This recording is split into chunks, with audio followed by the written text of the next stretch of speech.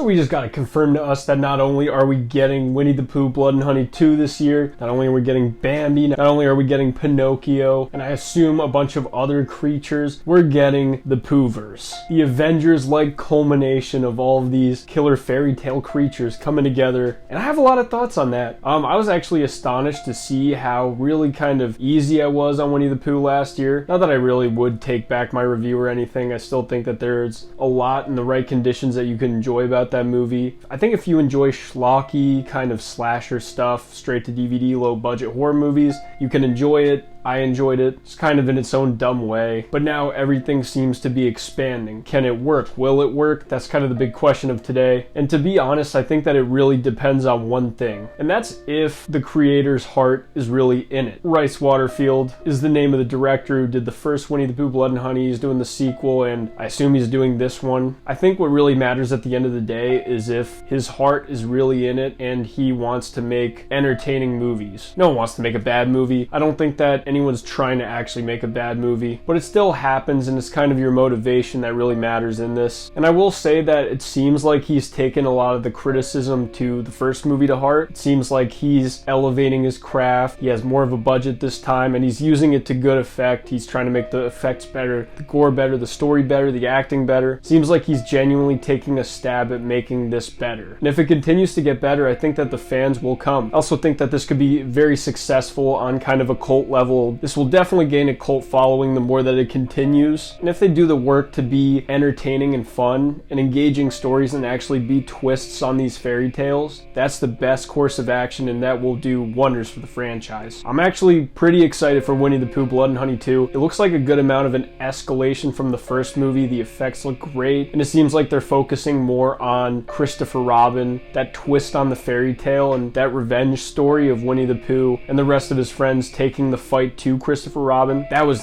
definitely the best way to go. There's just no two ways about it. And focusing on that end of the story is definitely where they should go. They should continue this way. They should make Christopher Robin the main protagonist to these Winnie the Pooh Blood and Honey movies. He should pop up in the poohverse, and they should continue with him. I really like it when the horror icon kind of has that reoccurring protagonist throughout his series, like with Andy and Chucky, Ark and Collector, Sienna and the Terrifier, all that stuff. And that's something that they could add to this movie. And going back to talking about Terrifier, I think that I could totally see him taking almost like this Damien Leone kind of leap in his trajectory. If Winnie the Pooh Blood and Honey 2 is a step up from the first movie, I could see that leap happening. That's really what happened with Damien Leone. All Hallows Eve came out, had a cult following, but it was kind of small. He figured out what worked about that movie, escalated it, brought it to Terrifier. He did even better. That movie got even more celebration. And then kind of continuing with that, going to Terrifier 2, he's perfected this concept. He's figured out how to deliver what the crowd wants, and all still keeping it on a low budget. These movies don't have a broad enough appeal to have a big budget, but they really don't need that.